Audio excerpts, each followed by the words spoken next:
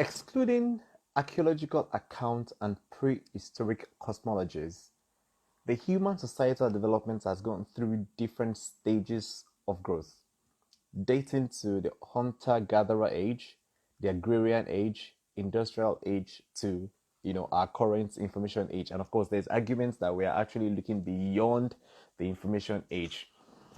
The most telling part of our development came during the development stages of the industrial age. The industrial age the industrial age came about as a result of the need to scale to serve an ever-growing human population and of course to develop economies of scale. Um, what made the industrial age very, very important to the world populate to the growth of the human society can of course be seen in coal, in oil, and of course which fire the combustion engines, and of course to transatlantic trade. The world has witnessed unquantifiable level of wealth as a result of discovery of oil, which actually was the basis that made the industrial age so important, and and very, very telling as part of the as part of story of human development. The industrial age formed the basis of the wealth that our world enjoys today, formed the basis of scientific improvements, and of course the information age that somewhat rules the world today. In Nigeria's dated history, dating back to the period when we had four regions, agriculture was a mainstay of Nigeria's economy. That changed in the 1970s. Well, before 1970s, Nigeria discovered oil in commercial quantity in Oloibiri in 1956, and of course, we started exporting oil in 1958. Just as it is with the rest of the world, Nigeria never remained the same since oil was discovered. Oil had always been a major game changer for most countries. Of course, other countries are rich in other resources, but but just just focusing on what has made our world what it is today, the role of oil and gas cannot be overemphasized. As young people growing up back in Nigeria, we all aspire to join the teeming population of people who worked in the oil industry because it was a passport to success, as it were. And it wasn't anything out of this world for any one of us to dream to want to join a bandwagon of people in the future in the oil industry. Times have since changed. I mean, in 2020, in the year 2020, we're dealing with COVID already.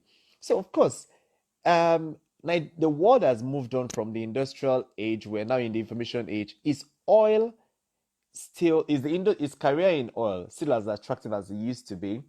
Is there a future in this famed industry? What does the future hold?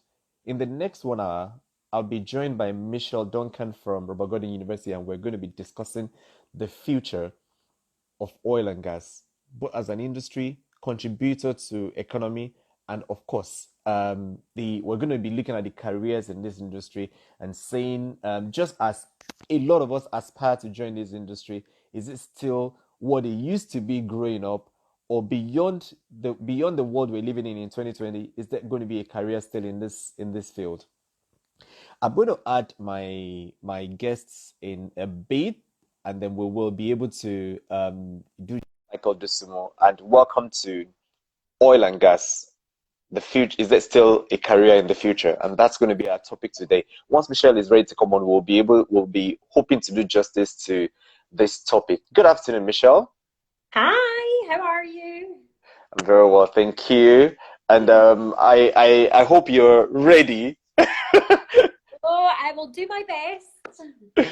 Okay, okay. Um, the we today you and I will attempt to answer loads of questions, and of course we're going to be joined by a lot of people.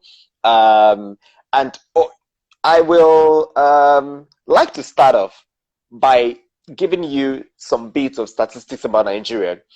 Prior to 19 prior to 1970s, agriculture contributed 64.1% of the gross domestic product of Nigeria and employs 70% of the entire population. The GDP at the time of Nigeria was 5.8 billion USD. Well, using the mid 1960s numbers, and GDP per capita was 117.17 USD. Oil has since replaced agriculture as Nigeria's mainstay.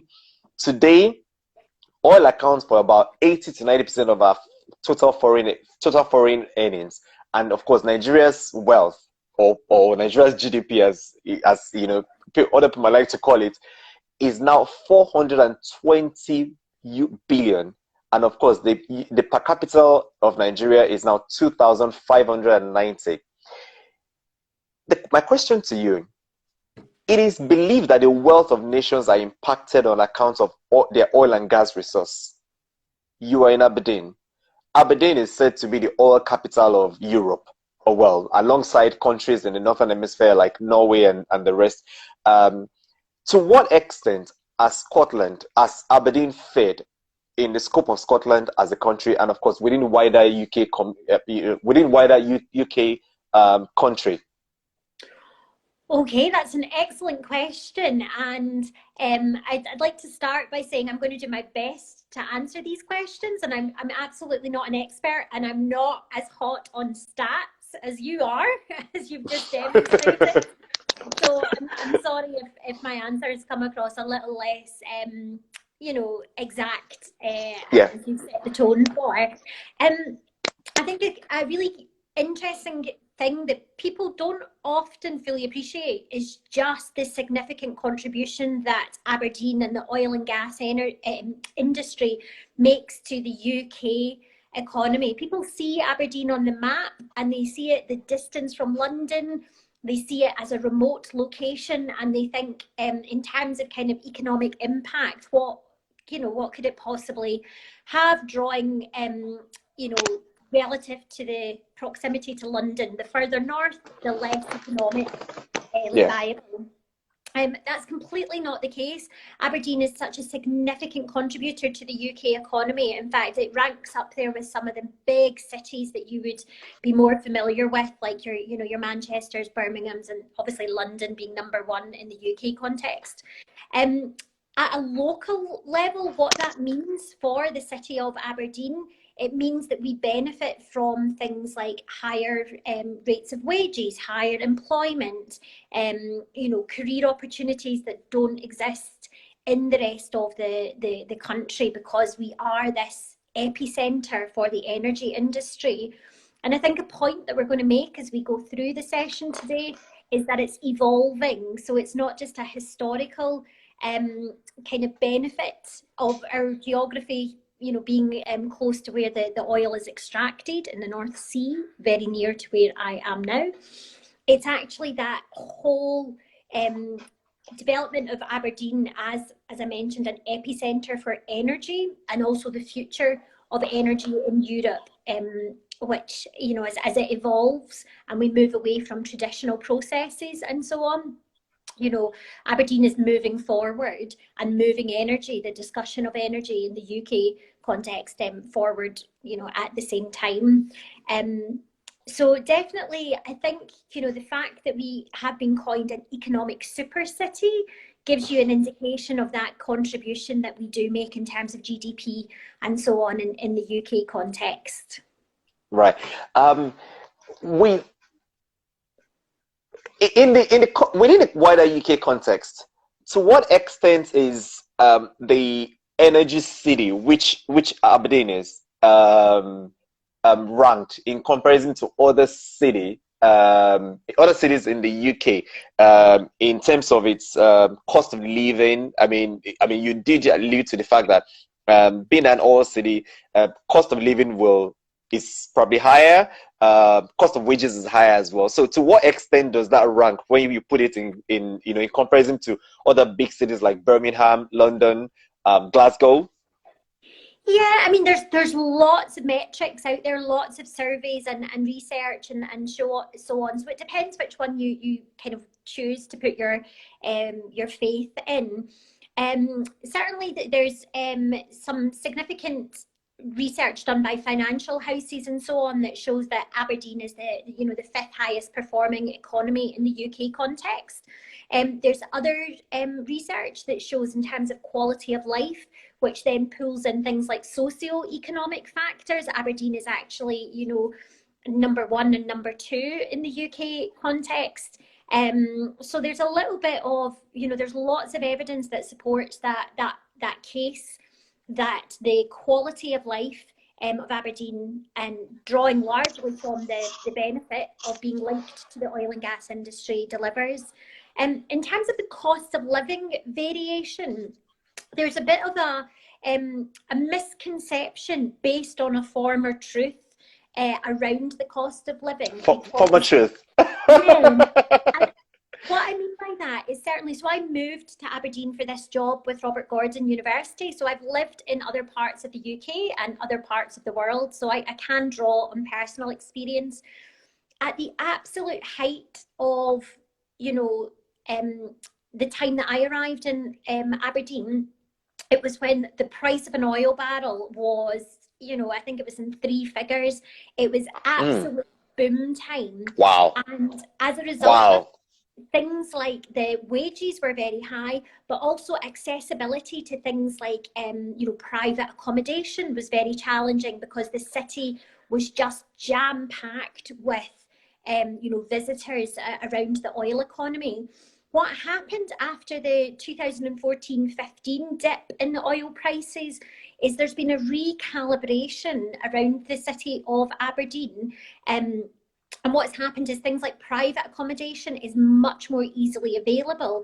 Previously, students used to be going head to head with workers for private accommodation and often losing out because companies were paying for the private accommodation, so would give landlords what they asked. It was a very, the favour was very much with the landlord rather than the tenant.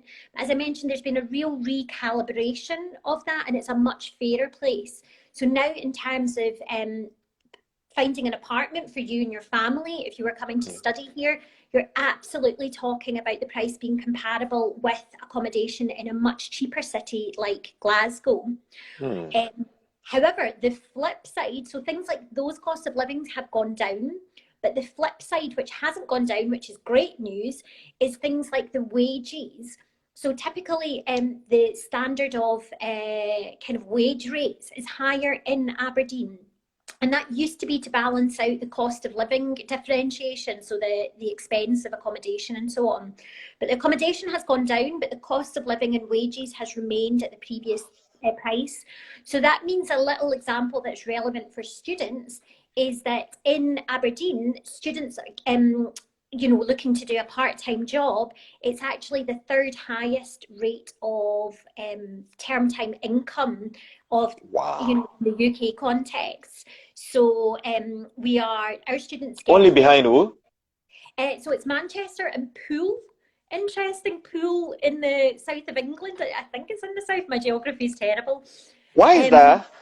I've got no idea what those 2 cities are doing right, but the UK average term time income is around about £150 per week, I think it is. And for Aberdeen, I think it's £156 our students get, and then for Poole and Manchester, it's just a couple of pounds more. So again, the availability of things like part-time jobs, the availability of longer term jobs, really, when you put that package together, that cost of living difference, that preconception based on bygone times, it's really important that we get the message out there. Like I say, that's a former truth. It's absolutely undeniable. It wasn't, but things have really changed in the last few years in that respect. Fantastic. Talking about the careers in the oil industry, as a young person back in secondary school, I was never a science student. I was always in the social sciences, and I just as every one of my friends in secondary school, we all wanted to work in the oil industry, whether it was in engineering or in the allied services in the oil industry. It was the only thing we wanted to do. But talking about the core careers in engineering, in oil and gas, and of course engineering being what drives that industry. the technologies that are being used in oil exploration in both Aberdeen and Nigeria as a whole has been the onshore. We've been exploring oil. It's just using just one technology onshore. But recently, there have been new development. Of course, I mean, we do have both onshore and offshore, anyways, of exploration across in Nigeria. But I think in Aberdeen, you only have oil onshore. There are new technologies that have been recently developed, and this include things like fracking, used extensively in the US, and of course, there's also fossil fuel. There's hydrocarbon. To what extent does the city of Aberdeen feel threatened by all of these new technologies coming to fore? And of course, these are clearly the same markets that we all sell to, and of course, there are alternatives. So, to what extent does the city feel threatened right now? Well, I can't talk too much on behalf of the city. But on behalf of the university, I can certainly say that it's not a matter of feeling threatened, but actually we wouldn't be doing our job right if we didn't appreciate and welcome challenges and change. So the production that happens in the North Sea is the offshore upstream activity. But as you mentioned, there's a lot of development and a lot of changes in technologies and processes. So where do we sit with this? Are we at risk of, if we don't innovate, then the equivalent of trying to communicate by fax machine when everybody's using email? Yeah. Absolutely not. So there's a couple of things within what you've asked there. There's absolutely still a fundamental need for oil, gas, fossil fuels, because we are nowhere near the point where we can make the transition to being dominated in our energy supplies by renewable energy. Right. Absolutely, that is a goal to work towards lower emissions and really make a commitment to the climate change agenda. So we definitely want to support that. But the reality of it is that there's a lot of research that shows that, even in 2050, the UK will still have almost 40% of its energy coming from oil and gas. So wow. That's in 30 years' time, we're still at 37% that is time. And I don't imagine that's dissimilar for a country like Nigeria or absolutely not. Absolutely not. The reason for that is there's obviously, we immediately think of things like transportation as a massive oil consumer. However, there's the growth in petrochemicals and, the supply of the phone that I am speaking to you on just now, the shoes that I'll be using when I go out for a run, that's all petrochemicals, which need the oil and gas energy to produce those things. So there's a global growth in the demand for oil and gas. That's predicted into 2040, 2050. We're actually going to need it more, but we're going to use it differently. So what we're doing at Robert Gordon University and what the Aberdeen as a city is doing is looking at the innovations within the sector, both in the short term and the long term. What we need to make the commitment to is absolutely we still need to continue to produce oil and gas engineers, but we need to work the systems differently. We need to put our focus on efficiency. We need to focus on what we can do to, meet those net zero emissions policies goals that governments are putting out there. So we're looking at things like integrating things like carbon capture, and we do a lot of research on that in Robert Gordon University. We look at, how the electrification of the oil and gas industry. So although the extraction is still of a fossil fuel, what can we do in the system so that as in the act of that extraction, we are consciously trying to become more efficient? That the hydrocarbon generation and storage and so on that has been mentioned already. What can we do within that sector to educate the next generation of engineers to help minimise the damage that has historically been done through, you know, the processes that were of their time. We're now bringing our students forward into this new way of doing things. And then the other thing that we're doing, so that's working within the current kind of scenario and needs. The other thing we're doing is we're very much developing education around energy transitions, sustainability, energy futures, and so on, to take, you know, we've got a solar engineering program, so to take forward those other avenues of energy supply, and you know, how do we bring those into the mainstream, how do we move those forward? So there's a real kind of combination of things. So we're not afraid, we're not recoiling at the challenge or the prospect of significant change. We're moving with it, but we're also moving it forward, which is a really exciting part of coming to a university like RGU.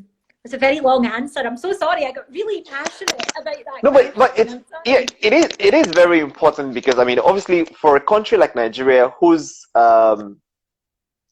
economy depends almost entirely on oil, it is very gratifying to know that, you know, in spite of all of the new technologies that are coming, that are on board, and that does threaten that mainstay of our economy, it's good to know that, yeah, I mean, what we do right now, we need to think forward as a country. And of course, we need to get our engineers to start, you know, approaching maybe, you know, opportunities that offer that maybe a university like RGU that is looking forward already.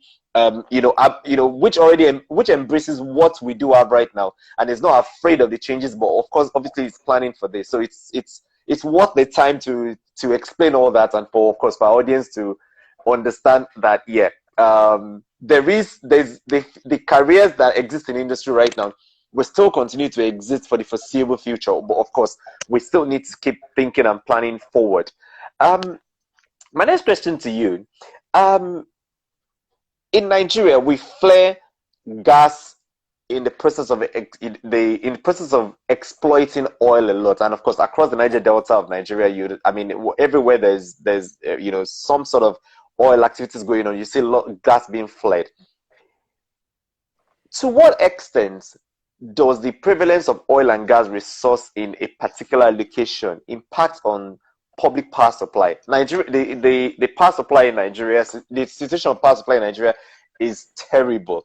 So so the question, you know, in my mind is, tell us the experience from Aberdeen. Does the prevalence of oil in that city impact on the availability of public power, or does it not? No. So if I'm understanding you right, you're asking. So my question is, the gas that is being flared, can that actually be channeled to production of public power, or is that the same situation that you have in Aberdeen? That's a little bit technical. I don't know the mechanics of it. I know what you're talking about with the flares and so on, but I think you're asking, does that have any impact positively or negatively on our local supply? So am I affected by that happening nearby? Is that right? Yeah. No. Are you affected? The power supply, the public power supply, you know, through electricity. Does the government use gas to power electricity supply into the city? That's what I mean. I don't actually know the answer to that. Oh, yeah, okay. You've kind of stumped me with that, and I knew if you got technical that there was a risk of that. But I can certainly find, now I understand the question, I can certainly find absolutely the answer for you. What I do know is that the systems that are used are wildly sophisticated. So something that blows my mind in the extraction and production that happens in the North Sea, so very close to where I am, it's all channeled through a single pipe often, and then it's through a process of a data system, something that many of our students from, you know, the School of Computing are involved in.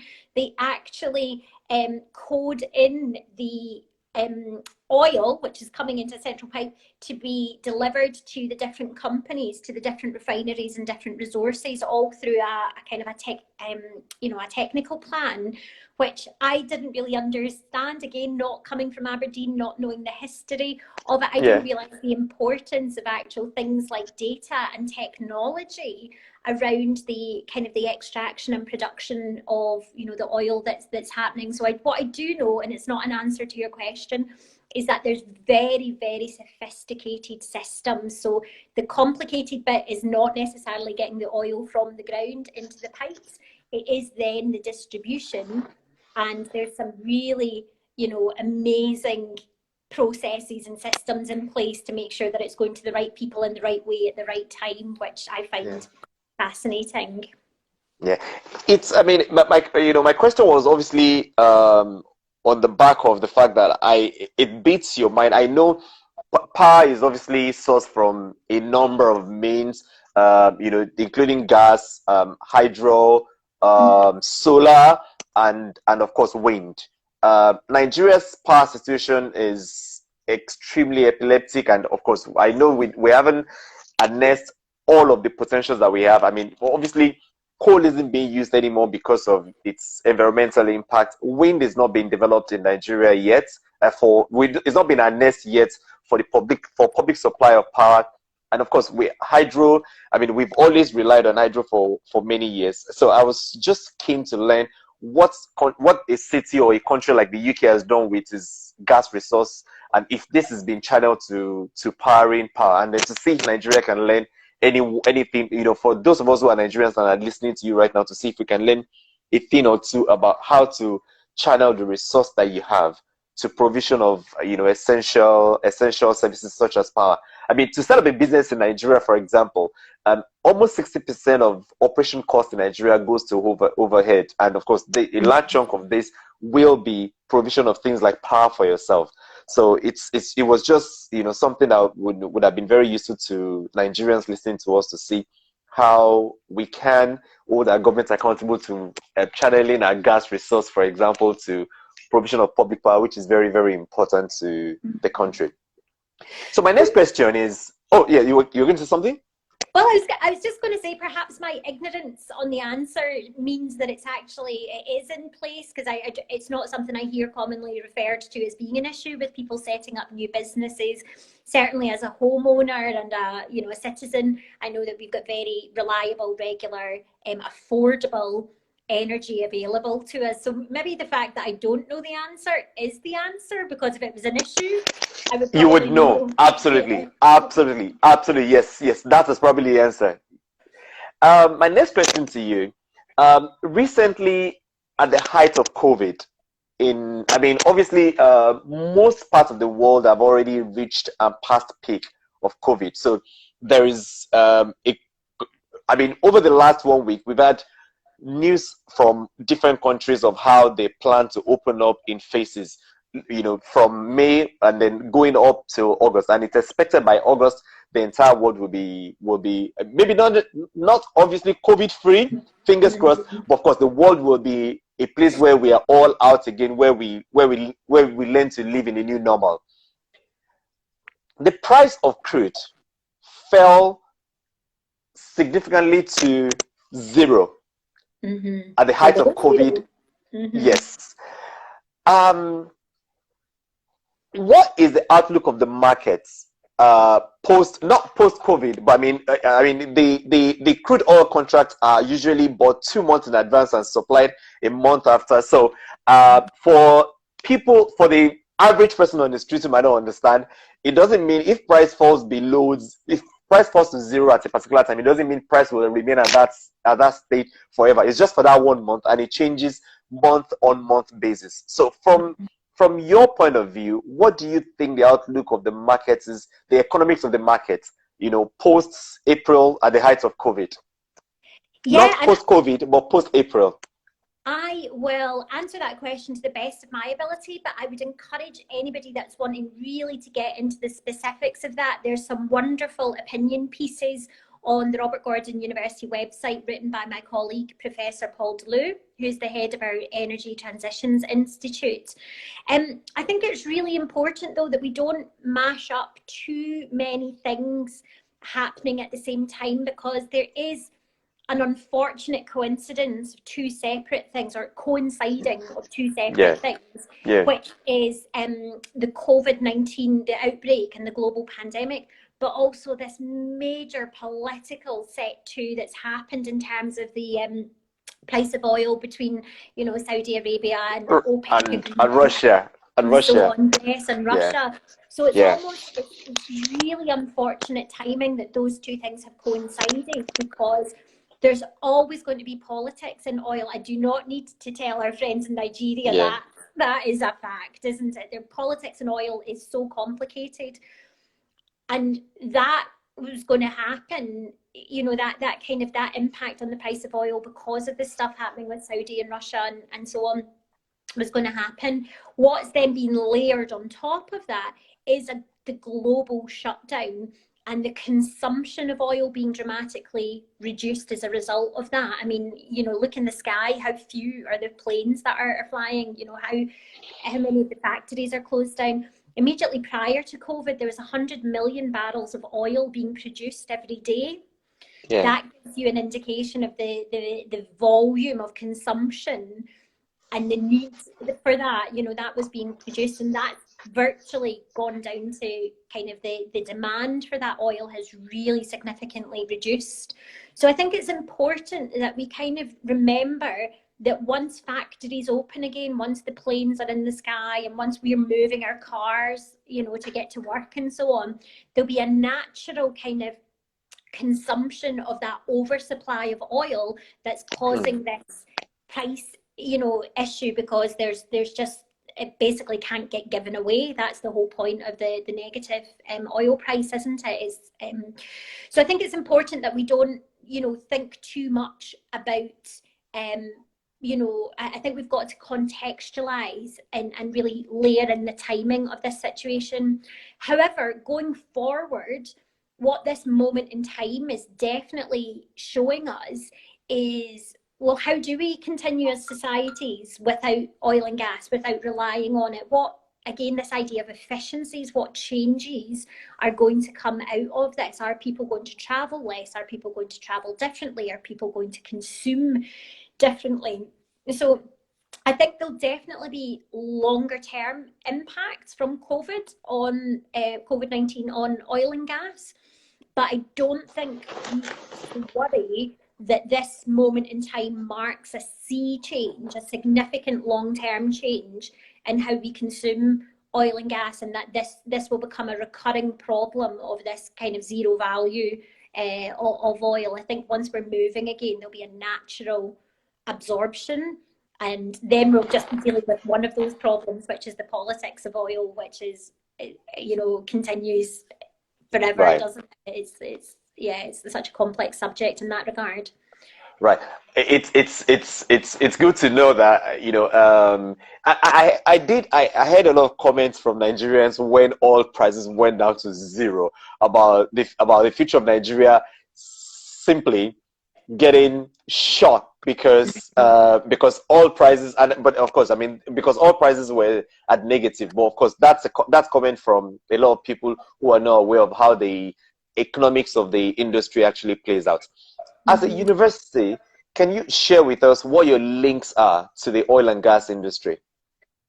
Yeah, and it's an absolute pleasure to do that. So Robert Gordon University, I think I'm correct in saying that we are the longest standing educator and specialist educator in oil and gas and energy in the UK. So there's lots of universities that now offer oil and gas energy related courses, but RGU was really the pioneer of that, again, largely based on our proximity to the, you know, to really what was happening, a live kind of industrial project on our doorstep as the oil and gas industry develops in the UK. As a result of that, as a result of really being so kind of inherently linked with the industry, it means that we have significant long-standing connections to pretty much all the big players that you'd be familiar with. So, you know, companies like Shell, BP, Schlumberger, Total, KCA Deutsche, Wood Group, you know, all these big international names that operate here internationally and in Nigeria. We're kind of in with the bricks of them as they've grown. You know, they've came to us to recruit our graduates. They have recognised the way in which we teach, because we're a very vocational, practical institution, it means that our graduates are able to kind of pick up the tools and start on day one, versus graduates from other universities that are a little bit more theoretically oriented, where the employer still has to do a significant amount of development, getting them trained. Yeah. So as a result of that, as a result of our demonstration of what we produce, year after year, and as a result of our links, us growing along with the industry, it does mean that we are actually in the really fortunate position in terms of facilities. So, for example, we have equipment at our university that we use to train and educate our students that doesn't exist onshore in any other education institution. So, for example, we've got this amazing drilling simulator that our students in our School of Engineering use. That's a full spec drilling simulator, multi-million pounds worth piece of equipment that is a joint collaboration between ourselves and KCA Deutag. And part of the reason that we have that is because we've been trusted to educate and develop and train the next generation of energy engineers, with these companies knowing that if they give that investment to RGU to do the education, we'll kind of accelerate, hopefully, their future employees onboarding, induction. Fantastic. Exiting the education so well prepared to just hit the ground running and go. Fantastic. So, fantastic. That's definitely a real kind of edge and advantage that RGU can offer, perhaps over some of the other institutions in the UK that have developed, kind of entered the game later in terms of delivering education around the energy industry. Right. All of the IOCs, the international oil companies that you mentioned, Shell, Chevron, Schlumberger, the oil servicing firms that exist in Aberdeen, all of these ones actually they're all present in Nigeria, and I'm sure for a lot of Nigerians who are part of our audience today, the goal for those who are interested in oil and gas industry will obviously be get a degree from RGU, get back to Nigeria, work in in any one of these companies, either in the core engineering or in any one of the value chain areas of oil and gas, or even in the service industry of oil and gas. But should students, with the introduction of post-study visa coming up next year, should students want to stay back in the UK and obviously explore opportunities to work in one of these IOCs, can you share with us what the graduate outcomes for RGU has been in the last few years? So, because that's an indicator of whether students can actually get a job in one of the IOCs. Definitely. And if I go back a few years to when we previously had the post-study work visa, to draw comparisons with that, our graduate employment rate was, for say our oil and gas engineering program, was exceptional. It was really up in the high 90s. Obviously since the move, 90s. Yeah. Oh my world! No one would return home. Well, and this was true, with the post-study work visa and that real kind of limitation that was put there. Obviously, it was much more difficult for students to kind of progress or to begin their career in the UK, because even these big international companies, many of them, they weren't interested in the admin that went along with sponsoring a student and making that transfer. So certainly in the last few years, it has been more challenging to get a job based in the UK. But we're hopeful that, again, when the government removes that barrier, companies will go back to just looking at the right person for the job, regardless of their background or their employment status. So we're really excited about that. But I should say that even in that interim period, we've still had very high graduate employment, because many of our students, and because they are so well kind of trained and developed, many of our students, if they've been willing to go to emerging oil economies and third destinations, so whether that's Kazakhstan or whether that's absolutely, the Middle East and so on. Many of our students have still gotten good employment very very quickly after completing their studies, but it might be in a destination that they would never have perhaps considered when they were, back in their home country, thinking, the exciting part was going to one new country when, that was the UK. Yeah. Actually, Yeah. they've ended up in a third destination.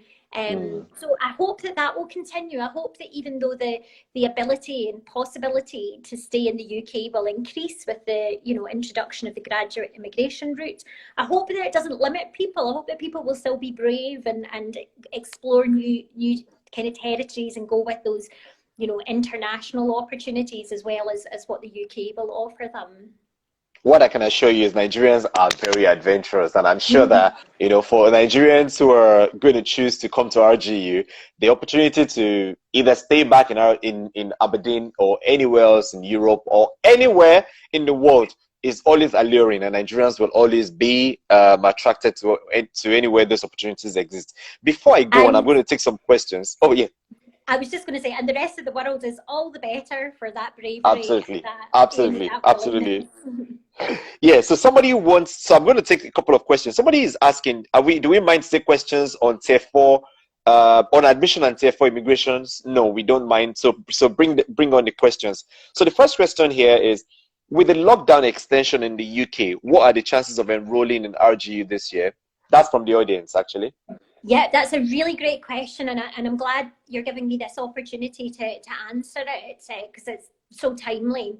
So to tell you the update from our point of view, not speaking on behalf of other universities, just RGU, what is happening just now? So we've taken one, we've announced one kind of public step that we've taken. So we've already confirmed that we're going to move our start date in September back a couple of weeks. So it'll now be the end of September, really end of September, start of October that we'll start teaching. So we know that, we have made that confirmation. What is happening at the moment behind the scenes, so I'm not directly involved, so I'm not holding out on you. I don't know the full answers yet. Yeah. But what I do know is my colleagues in the academic function of RGU as an organisation, they have all been tasked with working out what does semester 1 look like when we have to be, mindful of things like social distancing, respectful of public health guidelines. So there's a massive exercise that's happening at the moment behind closed doors for people and my academic colleagues to scenario plan that, what changes, what modifications will have to be made to semester 1 in order to keep everybody healthy and be very aware that we're not out of the woods. By the time September comes, we're hearing that there's going to be lingering kind of considerations to the current situation. What we are really optimistic and really gunning for in terms of our plans is we definitely want to be delivering on-campus teaching. So unless it's absolutely unavoidable, we aren't kind of planning to do an online semester 1, which I know some other universities are considering, to just give themselves a little bit more time. That's really our plan B, maybe plan C if we have to do it. So it is being mapped out, but we really want to have on-campus teaching. What that on-campus teaching looks like, that's what my colleagues are working on, because will it be possible to gather people for lectures? Do we have to kind of actually put our hands up and say lectures have to happen online, but your labs, your tutorials, your your visits to the library and so on, they absolutely go ahead? So we're doing a lot of that thinking at this point. What RGU is very good about is being very calm, being very rational. So sometimes we don't declare our plans at the same time as other universities that are a bit reactionary. And people think, oh, that's strange, what's happening? They're not saying anything. But it's because behind the scenes, the machine is doing overtime. So actually working, yeah. Make the announcement, you're going to have a really clear explanation of what the first semester of our new academic year looks like at a point where you can then make the decision that feels right for me to come and study, that's within my expectations, or actually that sounds quite different to what I want from my experience, so I might consider deferring. I might come in January or next September instead. So we do plan to give you all that kind of understanding of what the new academic year looks like in good time for you to decide, you know, what you feel is the best thing for you to do. Right. Come or delay. Yeah. As a form of feedback, I can tell you that the university is actually thinking in the right direction, because part of this international student experience is the opportunity to leave their current place of domicile and go elsewhere to study, because that's actually the whole concept around mobility of students and international education.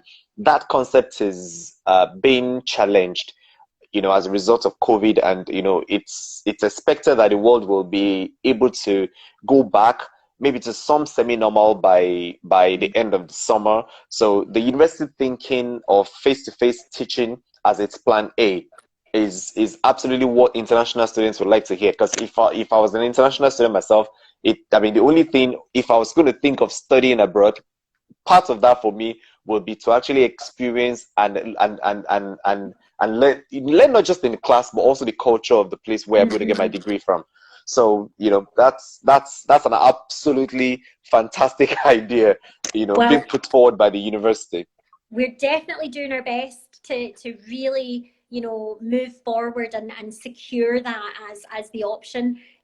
I have to say, things might be out with our control. If the government, you know, roadmap says that it's not possible or so on, then that's why we are looking at these other options. But really, it is our hope that we will be able, and especially because we're such a practical university. My colleagues have done an amazing job of transferring everything online for this period of time, and we've got really good student kind of feedback about that transition. So people are feeling, yes, it's different, but there's, you know, they feel like they're still getting the education that they expected, albeit very differently. But we don't want to have to roll that into a second semester as a full option. You know, we want to be able to continue that great face-to-face experience, but we are going to be subject to guidelines and regulations that are out with our control. But as I say, the key thing for me is that we will share with you in good time so that anybody can make the choice and knowingly make the choice, rather than arriving and feeling surprised that, oh, I thought it was going to be this, but it's completely different. So that's really important to us to get that out to you guys and let you be the final kind of decision maker on the matter. Right. Talking about the careers in the oil and gas, I mean, the university is very known for all of the courses that it offers in oil and gas. So, but if you would like to do that, you can obviously just tell us the kind of courses that you offer that lead to careers in the oil and gas industry. But my question really is around the value chain industries that support the oil and gas industry. Obviously, health security has become the major discussion in the world. Politics, economics, business, everything is been relegated to the background. Right now, health security is so important. So I would think that health security is going to become a major, I mean, it's always been very important, but not given as much importance as COVID has actually brought upon us.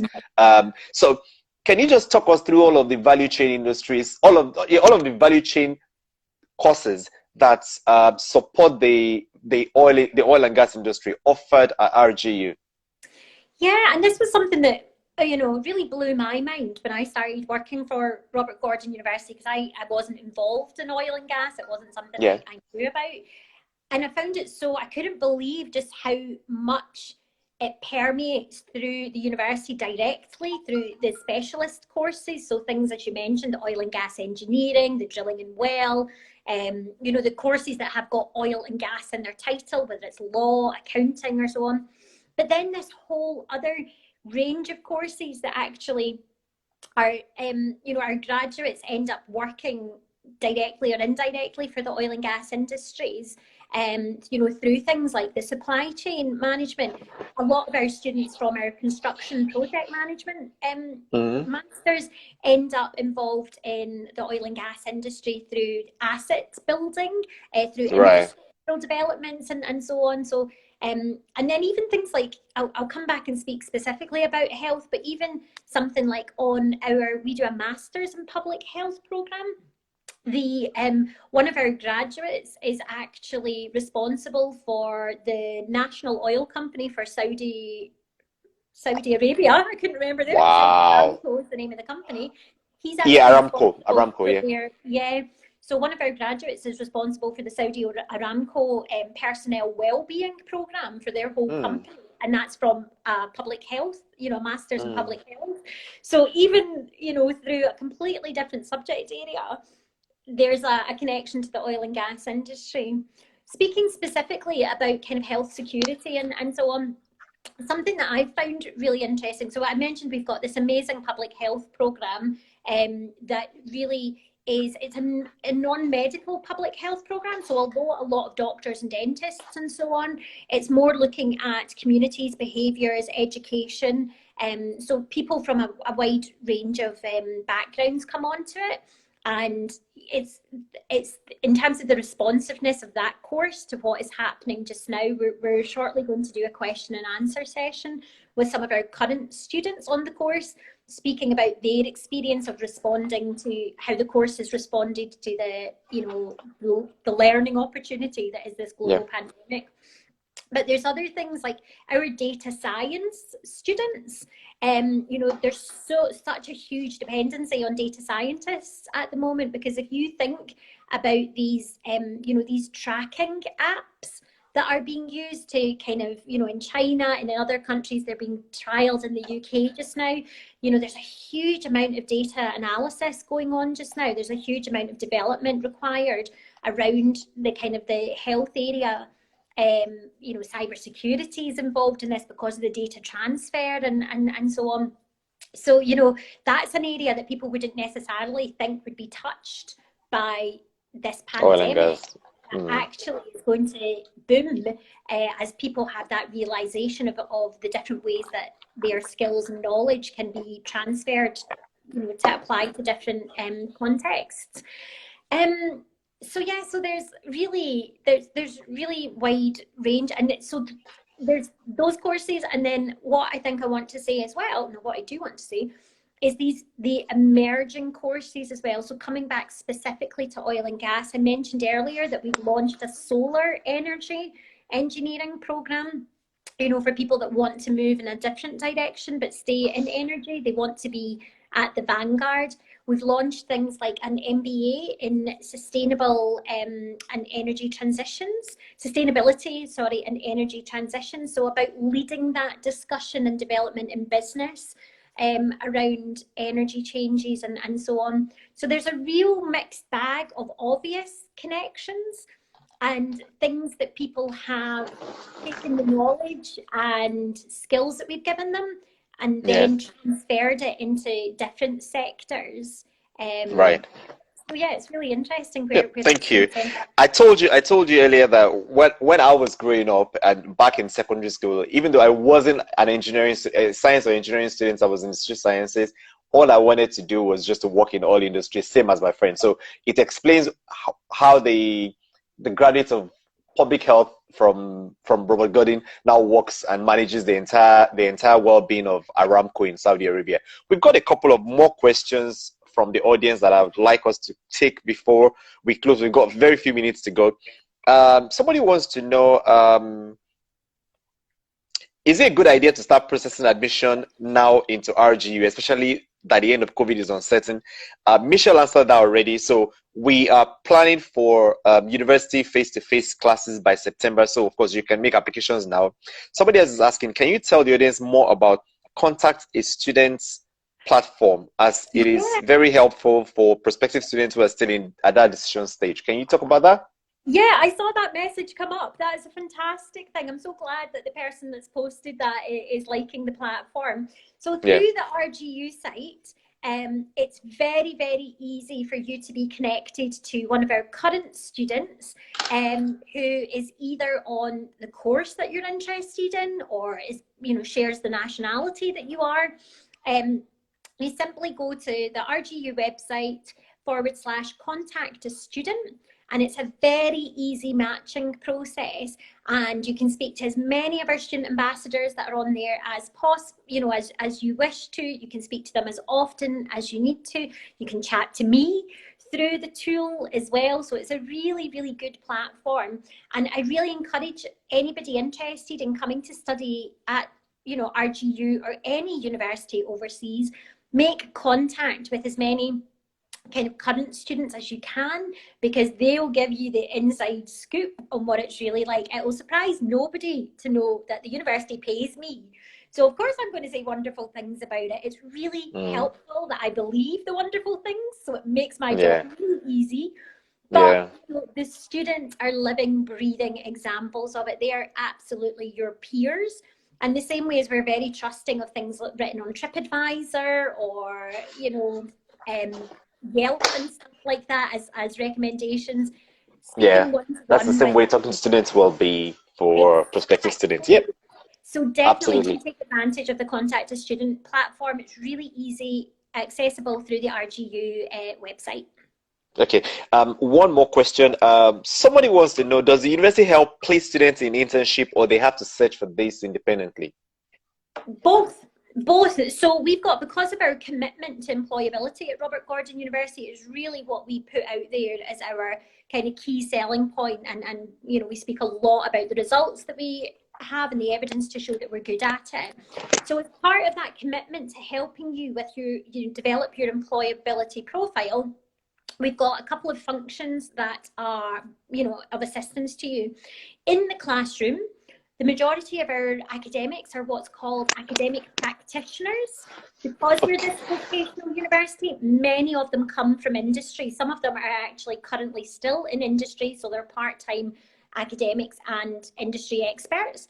So that brings into your classroom, it brings in very current experience and reference, but it also brings their little black book of contacts and you know, networks and so on. Each school also has a placement team, which will help students that are looking for internships. It helps them in terms of coaching, application advice, but also quite often it holds like a database of companies that are taking on, you know, students for either short-term projects or longer-term internships. So that can give you a fast track. And then as a central function in the university, we have our employability hub. And again, it has a wealth of support resources that our students can call upon in terms of, you know, massive vacancy database. It does master classes with, you know, companies coming onto campus. It does careers fairs where there's the opportunity for you to mix with companies that are currently seeking. So there's all that we do for you. However, the question asks about independently searching. If you have a company that you want to work for, or if you've got a very specific kind of piece of research that you want to do, then we will work with you to help, you know, the company that you're gunning for understand their responsibility, because it's really key for us that whenever you do any professional experience, we don't want you making the tea and doing the photocopying. We want you in at, you know, junior management level position or career level position. So even if you identify a placement yourself, our, you know, employability team will work with the company so that they understand their responsibilities, so that you're guaranteed that meaningful professional experience that you'll take forward into your, you know, your long-term career. Right. Okay, we're just running out of time.